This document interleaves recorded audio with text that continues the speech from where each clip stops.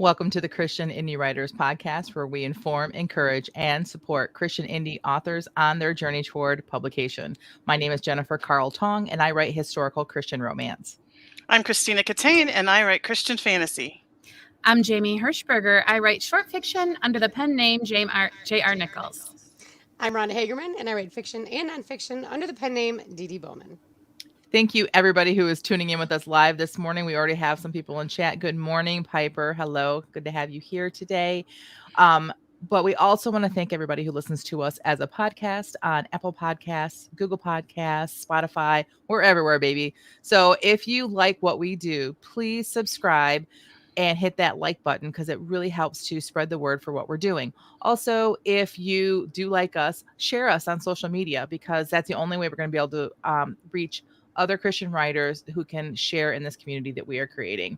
Good morning, Liz. Glad to have you here on the podcast. And Teresa, I haven't seen you in a while. Glad to have you here. Hope everything with the move was going great.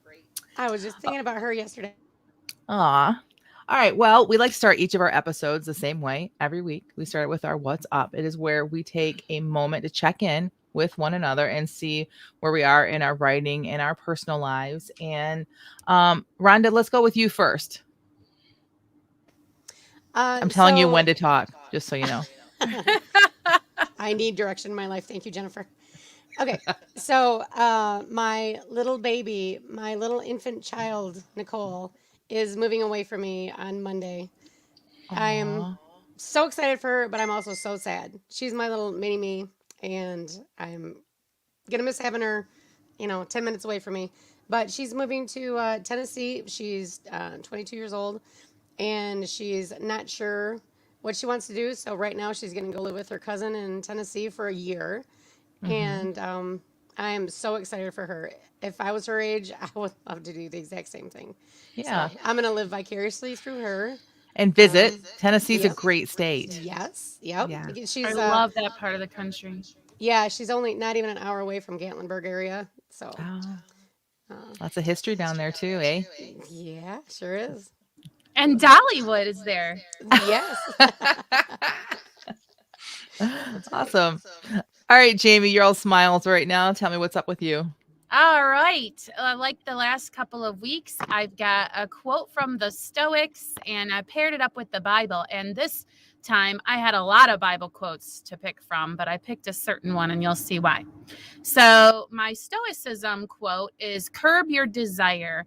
Don't set your heart on so many things, and you will get what you need." And that was Epictetus who said that. And of course, there's a million Bible scripture verses that correlate to that. I'm sure you could think of a bunch of them, Philippians 4:19, etc. But I'm going to read Colossians 3:2 and 3 because there's a little cassette I used to play for my kids with Bible songs on it. And the song from that cassette just popped into my head. Are you going to sing it? Yes. Yes. So it goes, "Set your affections on things above, not on things on the earth. For ye are dead, and your life is hid. Your life is hid with Christ in God. Christ in God, Christ in God. Your life is hid with Christ in God." Colossians 3:2 and 3. Your life is hid with Christ in God. I think I had that same cassette. I know. It It just stuck in my head. So anyway, that's my What's Up for y'all today. That's incredible. It's really awesome. All right. So my What's Up is my baby. My firstborn that made me a mother, not through I have stepchildren, but my firstborn turned 16 today. Wow.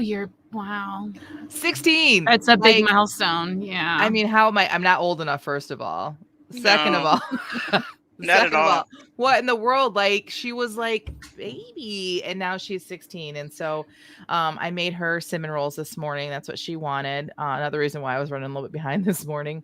And so that's what I'm going through right now. Is like I'm kind of like emotional about it. Like I just did not expect that I was gonna get emotional, but 16, that's a big deal for my baby to be that old. So I remember the surprise of really like caring. Like you think their birthdays happen, and then when every once in a while a certain age would just hit me like a punch. It feels very physically like a not like a disquiet. I don't even know how to explain it. Is that how you're feeling? Yeah, I would say that. Yeah, like I don't really know what to do with this. Like I'm happy. Like she's a great kid. She's very she's just a good-hearted kid. And so I'm proud of who she is and I'm proud of who she's growing into, but I miss the little girl, right? So then I feel bad. Like, should I miss this little girl? Like I should just be happy with who she is, right? But my youngest just turned 18, and so now I need to figure out what I want to be when I grow up. Because like, who am I? Yeah. You know? Yeah, I'm starting to think about that kind of stuff for sure. Yeah. All right. Well, I want to end mine on a happy note because I didn't want to be like all downer for this, but Jamie sent us a song. I gotta share. I'm sorry. It's kind of off topic, but I gotta share this. For those of you know, you know, if you watch our social media, you see the jokes that I make about us being the we're like the younger version of the Golden Girl. Well, not really. I guess we're their age, what they were in the show. Yeah, we're a little younger. Yeah. No. You go back and look at the math. They're our age. They're like in their like early 50s. No way. And low. Yeah. I'm not 50 Wait, yet. Well, we look I'm much not better either, than but they we're pretty did. close. But anyways, this guy. Love this guy. You gotta listen. My first viral video. Oh, yeah. Hey, so we started from the bottom, now we're here, girl. Oh, yeah. This is my part right here. Ooh, if I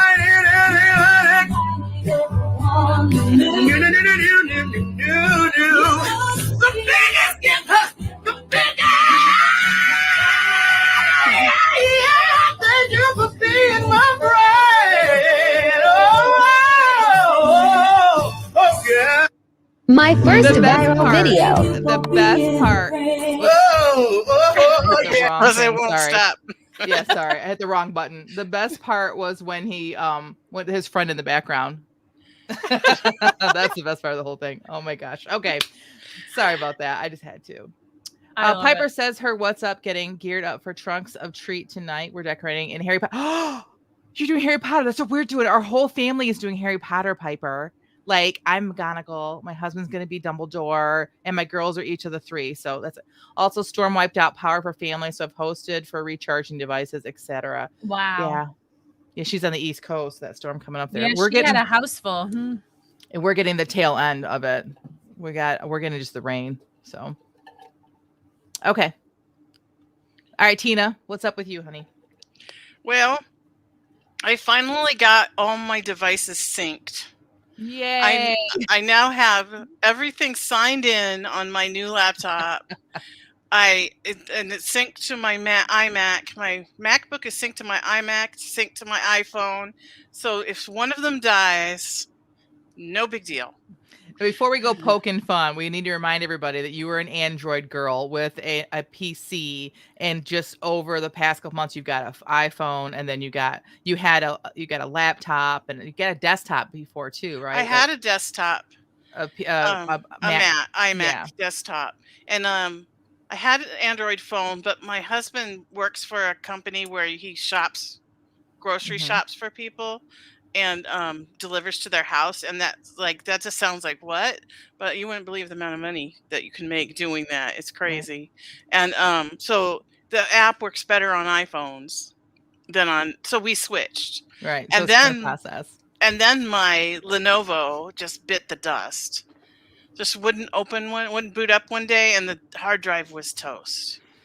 So I had to get so I decided to get a MacBook so that I could sync it with everything else. So I have Scrivener on all three devices, and they're all linked to Dropbox. So nothing. The only thing I lost, because everything was saved in the cloud, I was a good girl with that, except for Plotter. I had my outlines in Plotter, and I was not syncing those to the cloud, and those are locally saved. So. Well, I don't want you to jinx me because my Lenovo has been acting up lately, which I'm a little scared of. I love my Make Lenovo. sure you back everything up. I know. And I have a Mac, but I just don't want to, I don't want to convert. I just really like my Android phone. I'm just an Android kind of person, but I really did too, but I know. and I know. also But I do back everything up. So to end my what's up, my friend who's in the hospital just texted me. She's in the hospital. Says I could use book 2 up here, Tina. So I really need to go finish my book. I'll see you later. I'm just kidding. No, not Like, when we're done. We'll let you go when we're done. All right, Teresa says her what's up. We've finally moved. Yay. Phew, so much work. Seriously considering a shocking new hairstyle. Jamie, LOL. I warned you. Don't shave half your head. Don't do it. When you're stressed or had a major change in your life or a major move, do not do a hairstyle. Like make yourself wait a month or two. Like, because it's true. Like you feel like, yeah, I need a change. And then Piper, she's speaking my language. She says, love my Lenovo. Yeah, I didn't realize there's so many of us that once you get a Lenovo, you're like, oh, I know. so nice. I just so love it. And I do have a Mac. It's okay. Everyone swears by their Macs, but mine Lenovo. I love it. Well, it helps that it's a Star Wars Lenovo. Everything on an Apple is backwards. To us. If you want to scroll up, you have to go the opposite direction with your little scroll bar.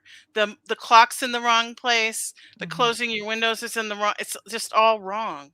I'm going to share really how old I am to tell you that my first computer in college, and it was a big deal that I had a computer in my room because we had computer labs and not many people had computers. So my mom felt like I needed one. So she saved up and got me. It was an Apple that was rectangular. The screen was this big, I think. And it was in this rectangular thing like this.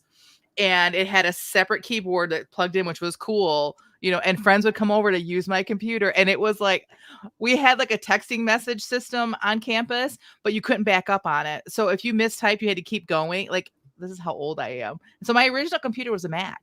I learned on Macs, so when I had to go into the real workforce and everybody was using Macintosh. Yes, it was. It wasn't. Yes. My uncle had a Mac, so I'm like bilingual or whatever about it. Yeah. And he would be so mad to hear Tina say stuff is going the wrong way and the clock is in the wrong place because he'd be like, Right. Oh, golly. And so when I was in the real world and I had to learn how to use a PC, that was definitely an adjustment for me too. So my dad was building computers in our garage before we had heard of Steve Jobs. So I had a personal computer in elementary school in the 70s. But there was like a black screen with green letters, and all I could use it for was a word processor. And it wasn't mine, it was my dad's. Yeah. But, Shell says, sorry, I disagree, Tina. I've been on a Mac since 89, so I feel like PC is backwards. Yes, I was totally being facetious. But Piper's on your side. She says, yes, I had to use an iPad for work, and it was so frustrating because everything else was PC and Android, and the difference. It is different. If you, like, especially in a workplace, if they use both, that is confusing. I agree with that. But I know someday I might have to move over because I do have to have a Mac for my layout software, but that's all I use it for, honestly. Tina, you weren't even allowed to play Oregon Trails on your Macintosh? It wasn't a Macintosh. It was a Jim Plunkett special. That's my dad's name. He built it himself. Like, it was not a Macintosh. Oregon Trails and original Tetris. If you don't know, you don't know. But yes, right? Like, I can't tell you how much time I wasted in college on Tetris. Tetris, really? I would stay up at night, like nightmares about Tetris. Crazy. All right. That's enough for that. We really need to move on because today is an exciting episode. We have a special guest with us today. Ben Wolfe is an award-winning author, editor, and kangaroo wrangler. I can't even say that right, let alone do that. We'll have to talk. Can we just have a whole episode about wrangling kangaroos? Yes. Ben, are you available next week to talk about just kangaroos? When not writing sci-fi, fantasy, or horror novels, he tries to choke his friends in a Brazilian jiu-jitsu. This is the worst, Ben. I can't even read your bio. He is the author of the Power Author books, series of books, which are designed to help writers better navigate their own stories and the publishing industry. Check out his website at www.benwolfe.com the next time you're trying to fall asleep late at night. The first book of the series, Power Author, A Quick Guide to Building Your Story Bible, covers a range of topics, including world building, story Bible construction, outlining, character creation, and much, much more. So everybody in the chat and here in the show, welcome Ben Wolfe to the show. Hey, Ben. Hey, good morning. Hey, Good thanks so much for morning. having me. We're so glad to have you here. So, Ben, let's just kick it off. Tell us, what is world Awesome. building? Oh, we got some people already saying hi to you, by the way, in the chat. Hello, everybody. I hope you're doing well. Piper says she's been waiting for this episode. I've been looking forward to it as well. Thank you so much for listening, Piper, and for watching as well.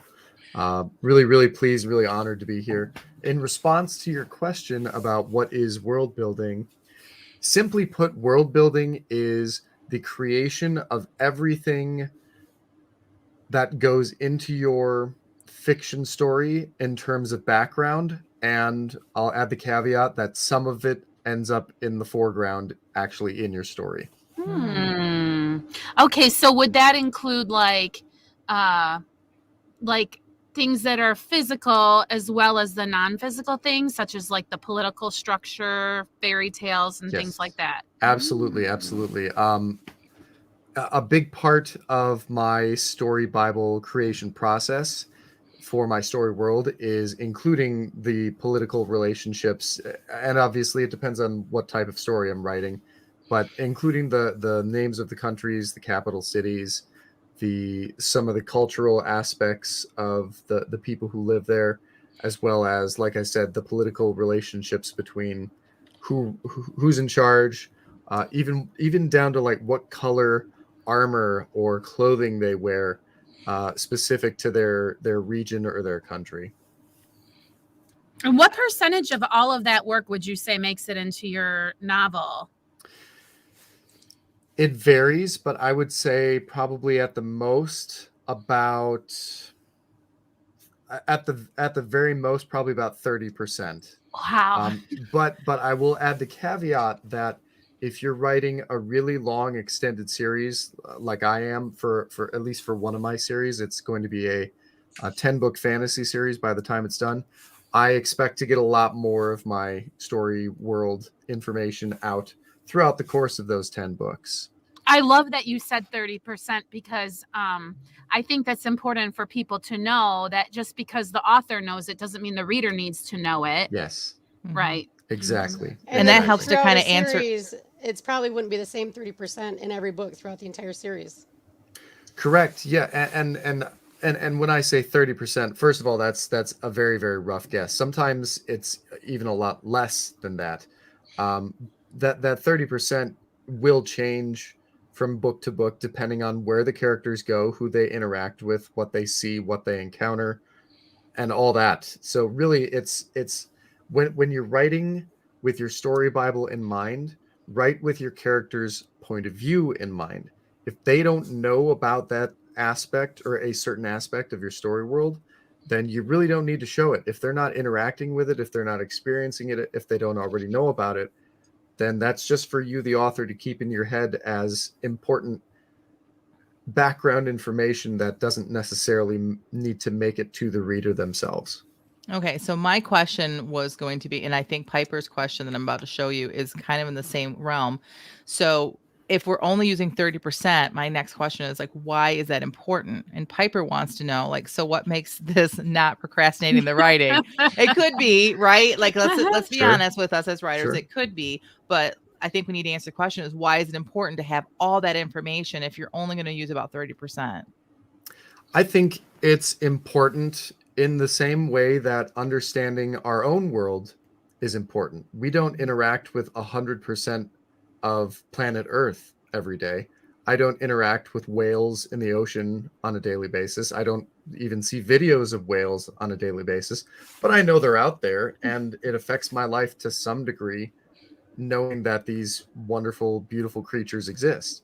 Same thing can be said for bees. Same thing could be said for politics in Russia, or the rate at which bananas grow in a tropical region. All of that stuff still exists in our real life world, but it doesn't necessarily intersect with my life on a daily basis.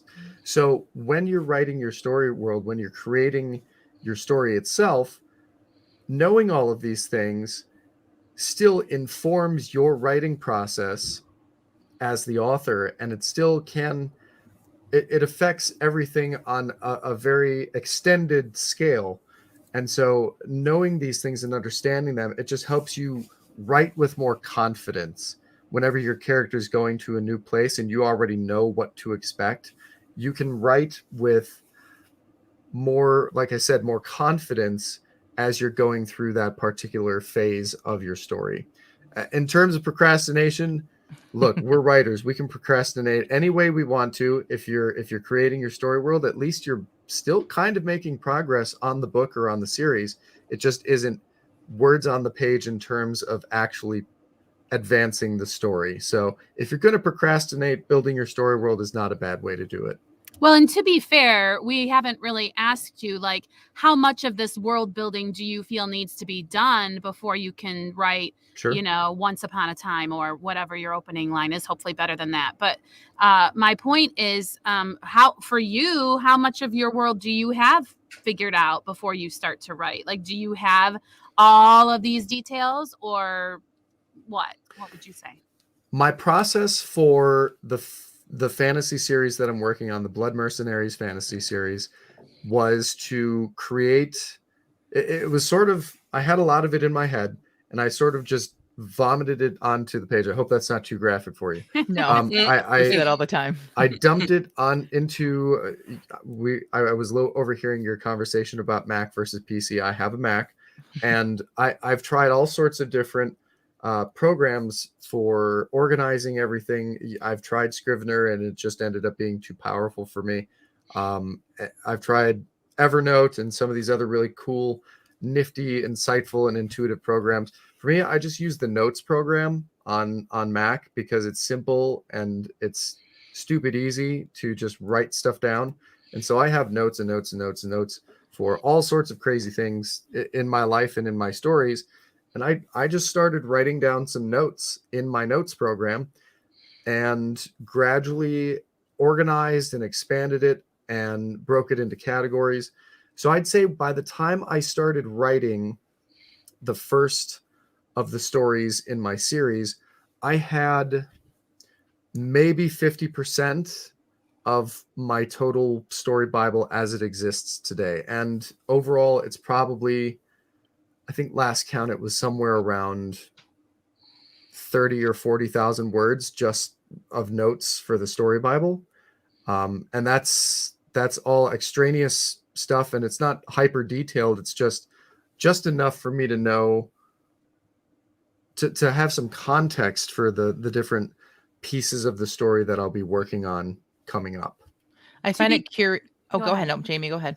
Well, to be to kind of understand more where you're coming from, is it a space? Like, did you have to invent a planet? Did you have to invent, like, tell us a little bit about, like, how big were you going here? You know what I mean? Because if you're bound within the realm of actual historical events because you're writing, you know what I mean? So where were you at with all of that? Absolutely. Great question. That's super important to keep in mind when you're writing fiction of any sort, is what is the story world and what are the rules? For me, I was starting from scratch, from nothing. So I created a new world. I created everything in that world.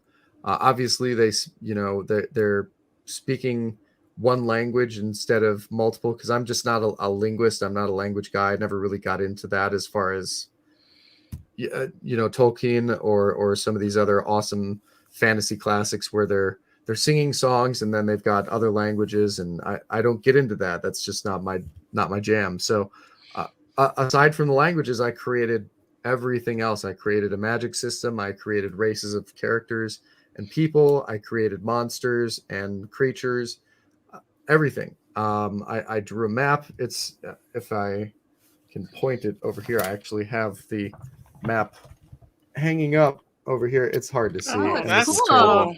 But I paid for someone to actually take my silly hand-drawn map of my world, and on Fiverr, I hired her from Fiverr, and she actually created that, and then I had it printed out really, really big. So yeah, I started absolutely from scratch, creating everything. I find it interesting that question that Jamie just posed to you about would you recommend doing it all beforehand was also the same question that Piper had in our chat, and they both are pantsers. So I have a question for you. Would you consider yourself a pantser or a plotter? I am more of a plotter than I am a pantser. If you and or your viewers and listeners are familiar with Randy Ingermanson and his snowflake method, I am a snowflaker for the most part. And so there's definitely a sort of a pantsing element to that, in my opinion. But I do like to have a pretty robust outline when I go into things. I like to try to layer it and layer it and layer it until I'm ready to actually start writing. And I like to have things stew for a little bit before I jump into a story, if at all possible. So I skew more toward the outlining, but I also allow myself some freedom to have some of those pantser moments amid the story, because I find that they add a lot of useful depth as I'm doing the writing. All right. We have a question from our chat. Shell wants to know, how much character work do you do in world building? Do you lump it all together, or do you keep a separate character Bible? I do a lot of character work, especially these days, because one of my weaknesses that had been identified to me multiple times as I was coming up as a writer was my characters. And so I took that to heart after being told a few times, because I am pretty stubborn. I took that to heart and really just dedicated a lot of time to working on my characters to make them more believable, more three-dimensional, more interesting, more fun. People who you'd want to get to know and follow around and watch what they're doing on their adventures. So for me, whenever I create a story Bible, the character profiles are in the story Bible technically, but it is its own section. So it's not intermingled with everything else. It's like, okay, this is the characters section, and I have a lot of details for the characters who play bigger roles, and then as the character roles get smaller, it's progressively less and less and less detail, because they just don't have as much screen time. So I basically boil it down to, for those more minor characters, what does this person want out of life? And then it's just like, I've given them a compass. That's what they're going to do. That's going to inform what decisions they are going to make throughout the series. And that's good enough for the minor characters, typically. Well, I would imagine the more you know about your world, the more developed your extra characters can be as well. Because, I mean, True. maybe here comes someone who does know about whales, right? Right. How do you do this? Do you keep your Bible like in a spreadsheet or in a Word document? Like, I know you said you started with notes, but then when you're actually compiling it, or I don't know the right words. So no, that's a great question. The answer to this for me is that it really is still just all in that notes program. It's one big long notes document that I just scroll through. But I have different ones for my different series. So I've got one for my sci-fi series. I've got one for the Blood Mercenaries series. I've got one for my Call of Ancient Light series, which is also, it's fantasy. It's a different kind of fantasy. So it's all in this notes document. And then I can just copy and paste one, do a new document for my next series, and then just gradually go through and start changing all the information now that I have that structure in place. That's how I do it, but that is not how probably anyone else in the entire world does it, because I think I'm kind of crazy for doing it all in notes. My wife, who is also an author, a fantasy author, she is more of a spreadsheet girl.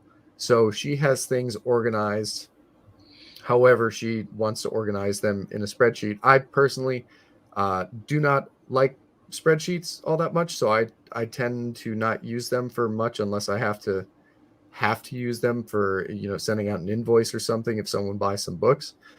But that's one option. I know a lot of authors use Scrivener, and you can keep some of those notes in Scrivener as well. That's a good place to keep them. Plotter was also mentioned. That could potentially be a tool you could use for this.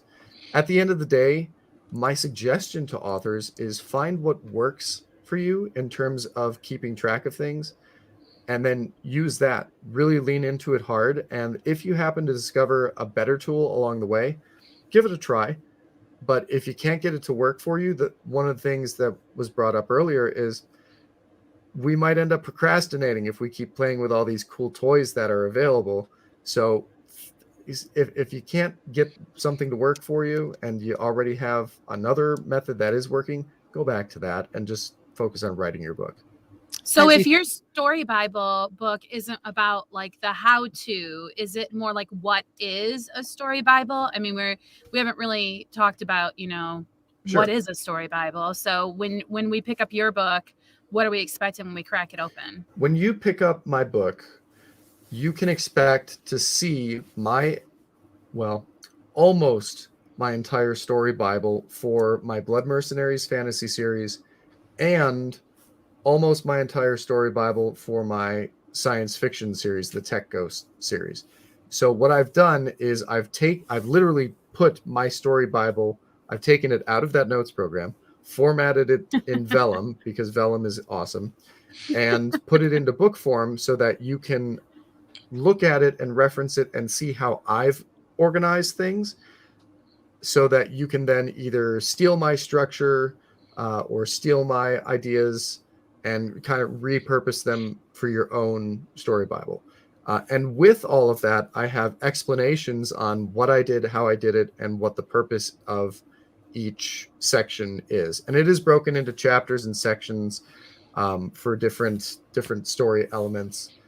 And on top of that, I've got outlines, original outlines for some of my books in here, original synopses. I've got the character profiles, and all sorts of other just kind of miscellaneous things that go into creating a story Bible that authors wouldn't necessarily think of while they're trying to create their story world. So it's pretty comprehensive. Like I said, it's almost my entire story Bible, and I say almost because since the series is not yet finished, I didn't include all the spoilers for books that I haven't written yet. But otherwise, it's pretty much all in there. Now, I know you have a free download on your website that you're going to mention why you think it's important to create a story Bible. I think it's important to create a story Bible because it really rounds out your understanding of your own world. As pantsers, like I get it. I have pantsed my way through a couple of books and it ended poorly for me, so I don't do that anymore. But I understand the mentality, certainly. I have pantsed my way through many an essay in college trying just to get out and get back into the real world. So I get it. I understand how that goes. It's important to write with the end in mind. It's important. And in order to properly have the end in mind, you have to understand how you're getting to the end. And in order to understand how you're getting to the end, you have to understand the world so that you know the limitations that you and your characters are going to are going to have to face. And so it's important to create that story Bible because you need that proper context in order to actually get through the story. As far as free stuff on my website, I have links to where you can download the first 4 stories of my Blood Mercenary series. And those stories are super important to me because they essentially are the character profiles for each of the 4 main characters in the story. And when you sign up, you'll be signing up for my author newsletter, and then you'll get sent 1 story a day for 4 days. They're fantasy stories, 1 for each of the 4 main characters in the series. And I purposefully wrote those first so that I could understand each of the 4 characters individually, separate from each other, so that when they did finally get together, they would sound distinct. They would have their own quirks and personalities. Like I said in the past, my characterizations have not been as strong as they needed to be. So that was the major work that I did ahead of time to make sure that my characters were cohesive, that they made sense, that they were believable, and that they were fun and interesting. Right. Piper says she's been using a 3-ring binder and handwriting the details down as she realized that she needs to keep track of the information. So see, I think that this goes back to what Ben was saying about like find what works for you and do it. So I've never called it a story Bible, but I do a very kind of in-depth character kind of analysis, and I have these questions that I answer for every book before I start even plotting it out, and then I plot it out. But I think the difference is that because I write historical, a lot of my world building is built for me, but I That's have to true. know it. So maybe that's why I don't write down all the things that you write down, because I have to know it. I have to have the research, and I do put some of that stuff in my notes. But often as I'm writing, even though I'm a plotter, as I'm writing, I will go back and I will research some more. Like, for example, the town in my first series is a town here in Michigan, and I was able to find original maps from like the 1800s of Nice. that town so that I could base it on that. So I agree with what Ben says, like, make it work for you. His book is a quick read. It is an interesting read. And he does give you like, you are like looking into his actual Bible, which can help Mhm. you to like take that information and use it. Or like I'll be honest, there are things that I kind of skipped through quickly because I knew that it didn't fit my genre, and that's okay. That's how he wrote the book, so it was easy to navigate. And like he said, he's got a free download on his website that you can use for you to help out with that as well. Your books are also in Kindle Unlimited, if I remember They are. correctly. The author books are. Mhm. So, all right, Yep. Ben. I just Um, want to add something real quick. Like, if you're a hybrid plotter pantser like I am, having that framework of your world being already decided makes it easier to pants your scenes or your chapters while you're like, because that's what I do. I have like this framework, and then I go in and write. all right, I agree with that. I think that is a really good point. All right, Ben, where can our listeners find you? Easiest place to find me is on my website, www.benwolfe.com. Wolf is spelled just like the animal. Ben is spelled like Ben. Aside from that, you can catch me on Facebook. I'm pretty accessible. Send me a friend request. If I don't accept your request, it's nothing personal. It's just that I get lots of requests, and I don't Facebook have is actually time for all that. where we met in the Yeah. I've mentioned Christian writer support group before on this podcast. That it's Yep.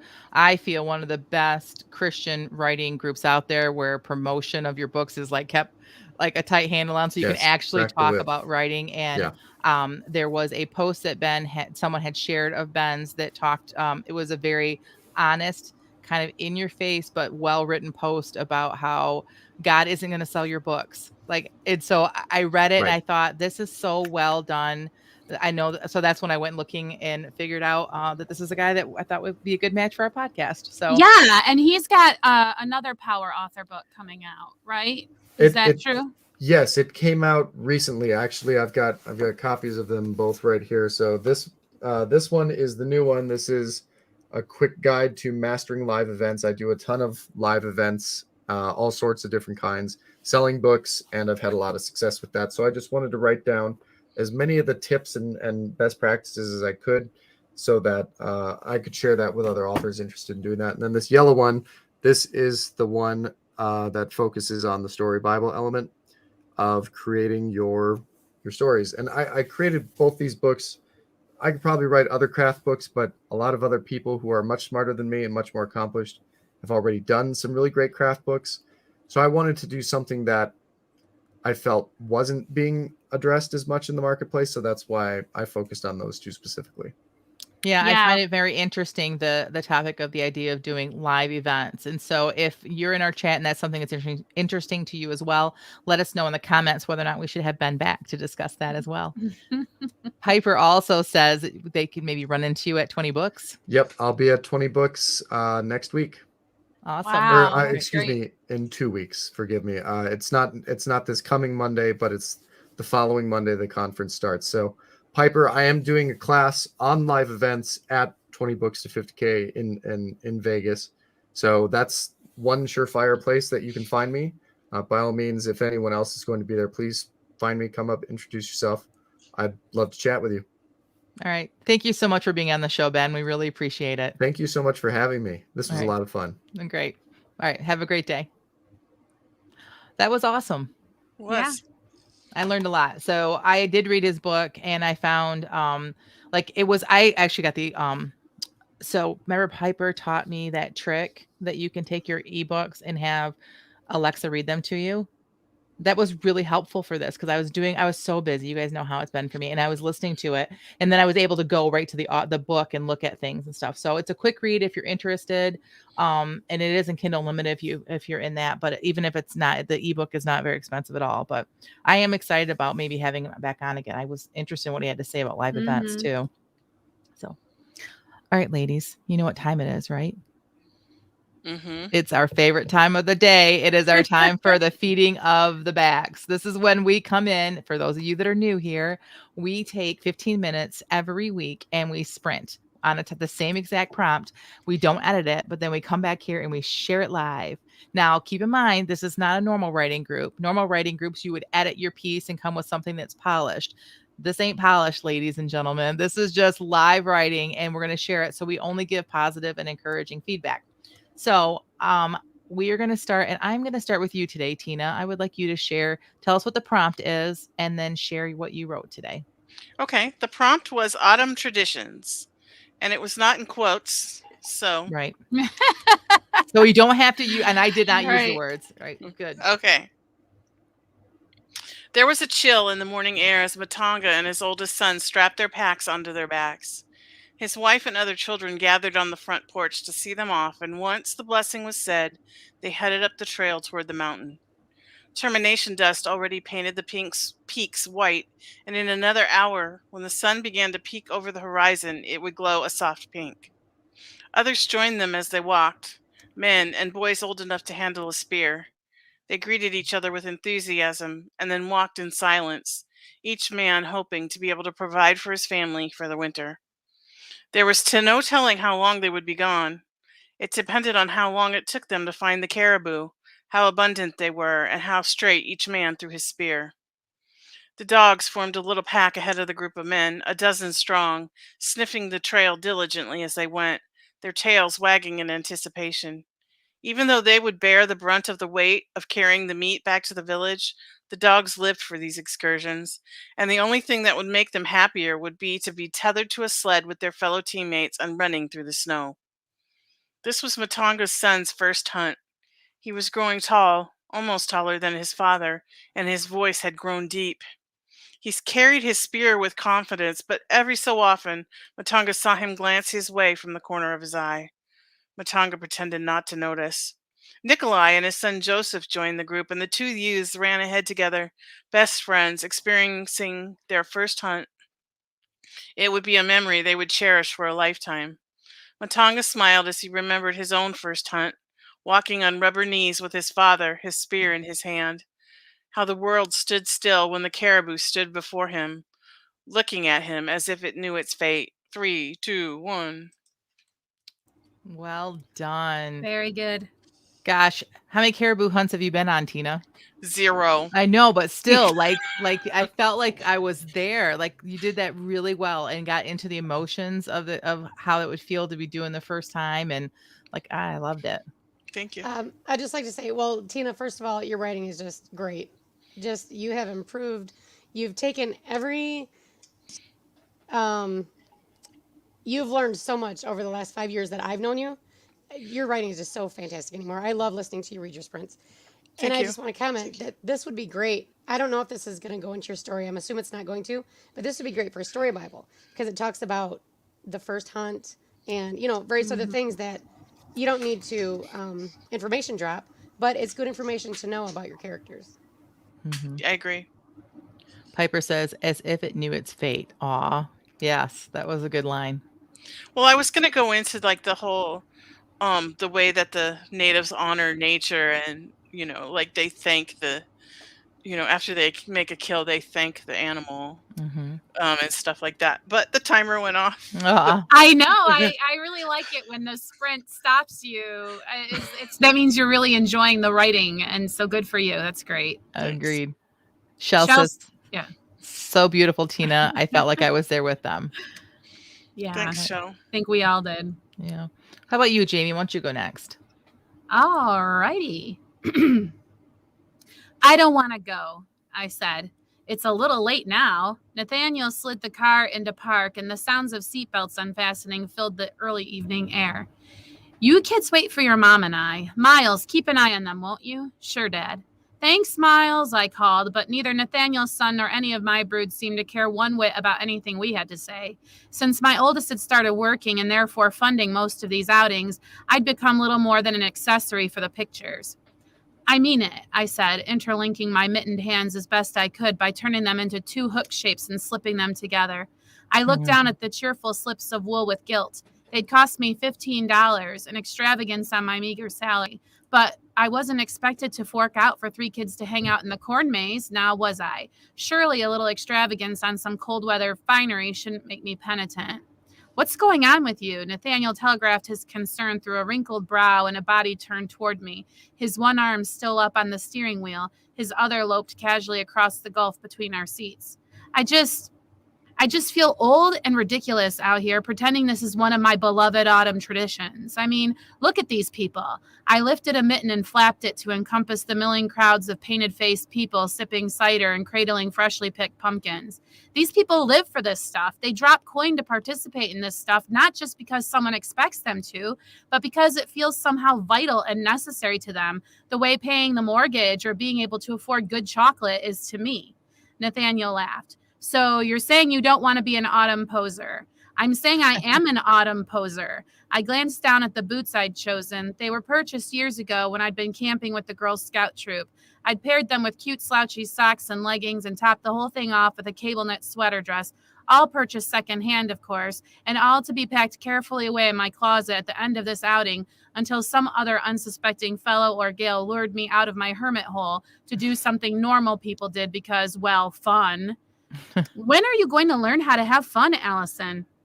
I startled at the mind reading and gave my own wan smile back to him. I don't know. I fell silent and then felt tempted to apologize. I was keeping Nate from the kids. I was keeping the kids from the maze. I was messing everything up for everyone.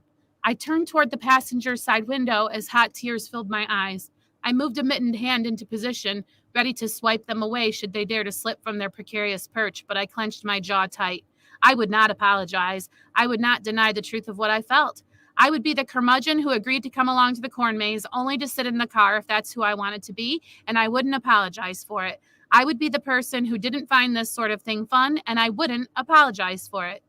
It's okay. I felt a tap on my thigh and was again startled. I turned to see Nate slipping out of his own seatbelt. He gave me a little grin. He turned the key to enable the accessories, and the music exploded from the speakers along with a gust of hot air from the vents. Whoa, he said, moving quickly to silence the tunes. Unless you want it on? His questioning eyes meeting mine were what finally sent the tears sliding down my cheeks as I shook my head, furiously swiping at them with my mittened hands. The scratchy wool felt good against my cheeks. I'll come. No, you don't have to. I want to. 3, 2, 1. I love so many things about this. I love, first of all, that you used the prompt actually in it and you didn't have to. So kudos to you for that, because I did not do that.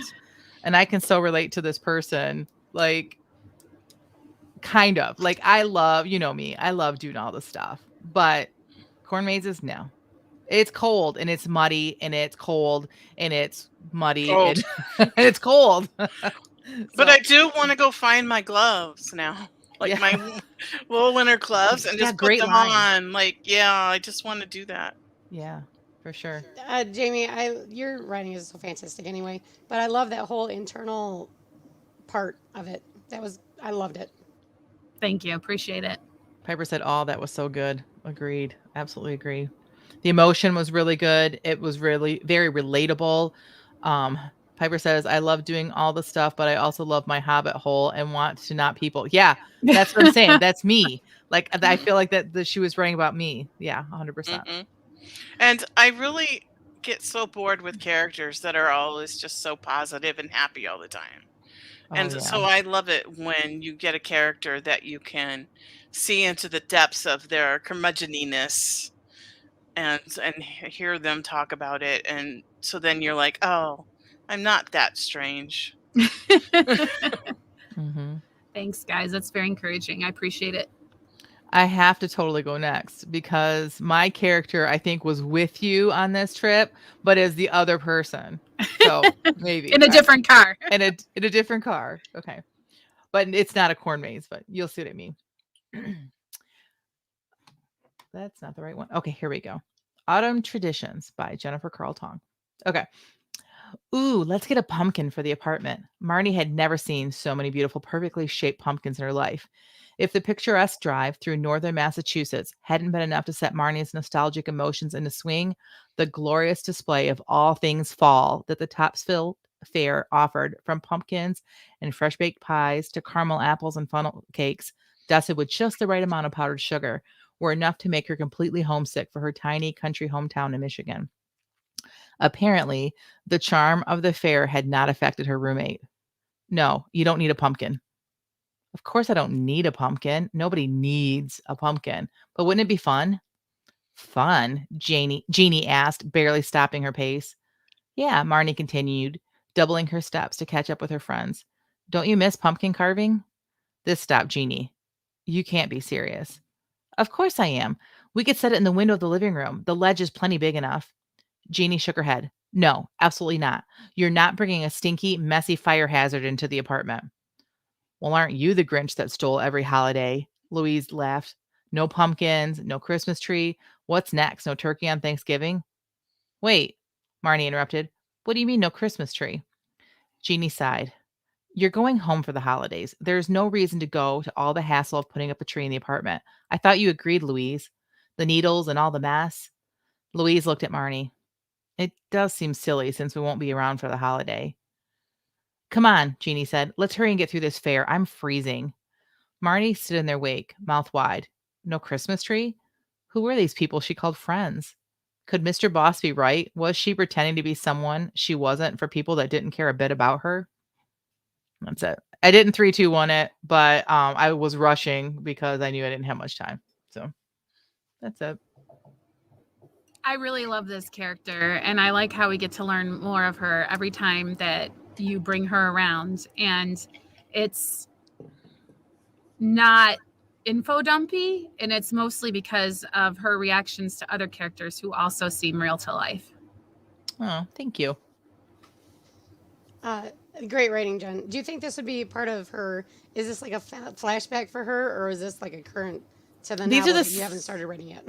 This is a novel I haven't started writing yet. This is Marnie with Mr. Boss, which he needs a name. I need to stop calling him Mr. Boss. No, you don't.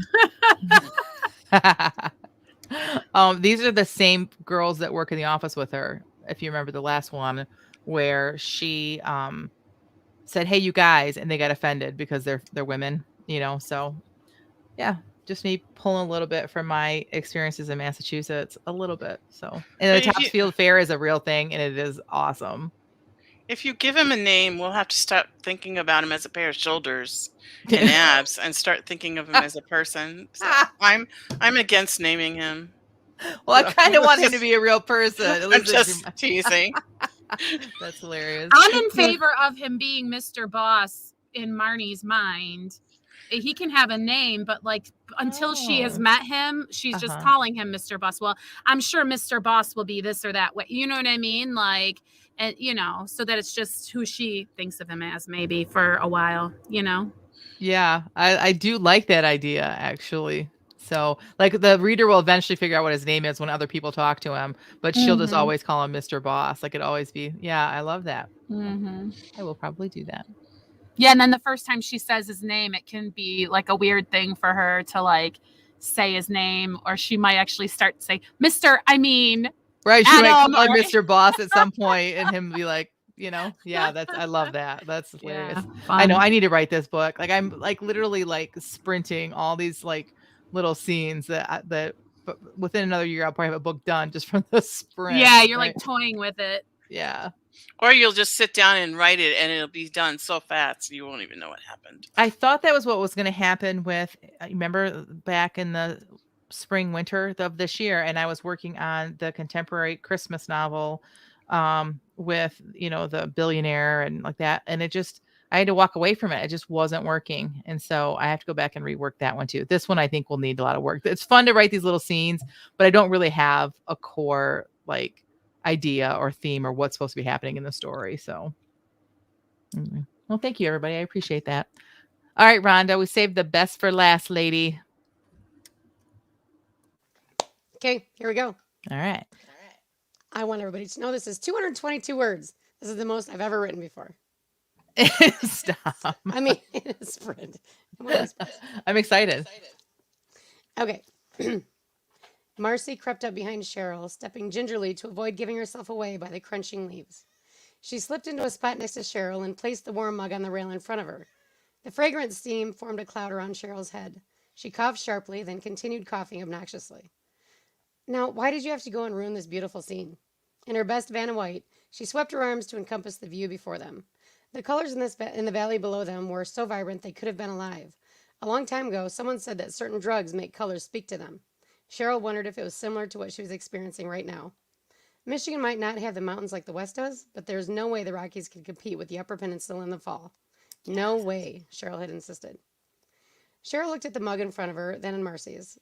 Excuse me, but why does your mug have hot apple cider and mine has... Cheryl paused to take another whiff in the mug. Is that PSL? Each initial was emphasized with what could have been considered disgust. Well, you said you hadn't tried it yet. Marcy seemed to realize her mistake and was shrinking away from the railing. The end. I love it. PSL. Pumpkin spice. That's just what I'm drinking. Actually, keto pumpkin spice latte right now. I don't understand why you're unhappy with that. The PS, I cannot stand. No, PSL. your piece is fabulous. It's really good. Oh, thank you. And you're right about the Upper Peninsula. Amen about the Upper Peninsula. Piper wants to know what is PSL? Pumpkin spice latte. I'm a mountains girl, so I'm the odd man out. Well, I was think thinking of you when I wrote that, Tina. I don't often watch television, especially during the day. Like there are things that we'll like watch, but like not like it'll be like streaming stuff. But after the news, Live with Kelly and Ryan came on, and I guess her son goes to the University of Michigan, and she was talking about Michigan, how they just can't stay away from Michigan now in the fall and all these places. And I'm like, yeah, I'm telling you, like I've lived in Massachusetts, which is beautiful. Don't get me wrong. Beautiful northern Massachusetts, Topsfield area, like the Cape, beautiful, but it's no Michigan. Michigan in the fall, that you just can't. Michigan in the summer, you just can't compare. Like basically every season, I just love it. So well done. Like as soon as you're reading it, I'm like, yeah, this sounds like literally somebody with a conversation that would be had here in the state, because we talk about like how beautiful the Upper Peninsula is, and PSL is an argument around here. It really is. You either love it or you hate it. So Don't like it at all. Well, those of you who know my daughter Gina, she is constantly trying to set me up for a fall, putting it in front of me. It's not going to work. Piper says, Pshaw. And I'm thinking that's to my comparing Michigan to the Massachusetts. So I lived in upstate New York, and it was pretty beautiful up there too, and a lot more. It was molehilly. It wasn't as flat as Michigan. Michigan's pretty flat. And the UP, it's I know our mountains are not like other mountains, but we call them mountains. Right, that's why I say molehilly, because they literally make their molehills into mountains over there in upstate New York. In the minute or two we have left, we're going to end with like we always start off our show with our what's up. We're going to end it with a what's next, which is where we make ourselves accountable for what we're going to be doing over this next week, or sharing something that we're going to be doing, or like professional goals, or promoting something that's upcoming. So let's go around the table and start with you, Rhonda. What's up? What's next with you? What's next is I'm still continuing to put stuff into Vella. I have probably 10 more episodes of this that I need to, maybe a few more than that I need to edit and just get. And then as soon as I'm done with that, I'm hoping to have it done before November 1st so that I can maybe start a new Vella with my Nano project. That's still kind of up in the air about that, but that's the general idea. That's this You weekend. got 3 days. Yeah, you can do it. You can absolutely do it. Liz says her what's next, freak out that NaNoWriMo is in a few days. Oh, she stole mine. Oh. No, just kidding. All right, Jamie, go ahead. What is your what's next? I am putting into practice. I'm showing up every day, and what more do you want from me? And that is what I'm doing. So every day from 10 to 12, my butt is in my chair tending to my writing career. publishing is on hold for right now, but I am editing book 3 of my sci-fi series. Finally going to get that thing ready for publication. And then I'm not sure when NaNoWriMo starts, I'm sort of in my head committing myself to just do NaNoWriMo from 10 to 12 during our sprints, because we write for 20 minutes and then we have 10 minutes off. And that should get me my daily word count, and try this year not to stress out about getting to 50,000 words, because I have this horrible thing that I do. I sign up for NaNoWriMo and then I've got this personal obligation to write those 50,000 words. It's not fun for me. It's like a horrible burden. So I feel like if I put a pen around NaNoWriMo and actually just commit to those 3 writing sprints, I'll still win and it won't feel horrible the way that it has in the past. And then I'm hoping to still keep on doing my edits with my other times that I'm able to sit down and work. I'm glad to hear that, Jamie, because aren't you usually done by like October 4th or November 14th? Yeah, by the middle of the month I finished before. Yeah. Jason's what's next, working on deciding if he's going to do a dual point of view for his book or not, trying to overview the whole book to see what would be better. Oh, yeah. Shell's next is Nano. I hear you, girl. Piper says her next, trying to get more words written before the conference, getting my COVID booster tomorrow. All right. Well, my what's next is obviously Nano. You can see I'm back in my office, kind of. I basically just threw things back in here because it's not done. We had a flood, for those of you that are just tuning in, and the bad drywall has been taken out, but there's not new drywall in. But I have to have an office for Nano, or I'm not going to be successful. So I did not get my isolation booth done this week, but I'm all outlined, so I should be okay. Still hoping to try to fit that in, but it's Halloween and I still have kids, and we always do a by their choice. We always do a family theme Halloween, and they chose Harry Potter this year, and my one daughter is going to be Harry, the other daughter is going to be Hermione, and the other daughter is going to be Ron. I'm going to be Professor McGonagall. My husband's going to be Dumbledore, and then my youngest stepson and his new wife are coming home for the weekend, so we're going to try to convince them to dress up as well. So I have costumes to make. Why do I do this to myself? I did buy the girls' robes. I was going to make them their robes, but I have to make a Dumbledore costume and a McGonagall costume before Sunday night. So why do I do this to myself every year? But supposedly I'll have that done and be ready to rock and roll Monday morning. So I'm looking forward to that. Teresa's what's next? Nano ? I definitely want to do this, but I haven't a clue what I'll be writing. Something different, probably. She guesses that she's pantsing. So, all right, Tina, how about you? Well, on Sunday, I'm actually speaking live in a church, my friend Tanya's church. Awesome. She asked me to come and teach her people how to study the Bible. And so instead of a sermon, my husband keeps saying, "Oh, Tina's preaching." And I keep telling him, "No, I don't preach. I'm not called to preach, but I'm going to teach." And he keeps teasing me. So I'm doing that. And then when we're done with that, we're going to my daughter's new house with the holy oil. And my husband's going to anoint their house. And then she's going to feed us a meal at her new house that she made in her new kitchen. They're first-time home buyers, so it's just kind of an exciting time. And then Monday morning, while everyone else is writing for Nano, I will be working hard on getting my book edited. That's awesome. Now, where you're preaching or where you're speaking, is there a live stream of that where people can tune into that as well? No, they don't. It's an inner city kind of situation, so they don't have much technology. So Gotcha. Awesome. All right. Piper says she's bringing Luna Lovegood and an anonymous Gryffindor student, and I'm going as Rita Skeeter. Rita Skeeter, that's awesome. That's really cool. So, all right, ladies. I should say I'm going to be a disgruntled housewife again this year, just like every Halloween. Do you get a lot of trick-or-treaters at your house? No, because we turn off all the lights and don't answer the door. Oh. Well, that would do it. When my German Shepherd was still alive, I used to tie her to the front porch.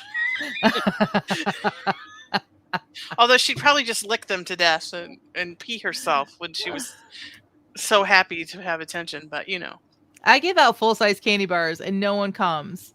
I have maybe to I'll go to your house after we're done having dinner at Amber's house. I have to message the neighbors and say, send your kids. I have full-size candy bars. And then they'll like make their way down. And then, so yeah. So I like giving out candy. I don't know. That sounds really weird. I like giving out candy. All I right. used to like it when my kids were small, but now Yeah. I like it. I'm not that old crotchety person yelling at the kids to get off their lawn. All right. Well, if we have nothing else to add, then this concludes the Christian Indie Writers podcast. So until next week, may your pen be prolific, may your deadlines be met, and may all of your words honor Christ. Bye, everyone. Bye.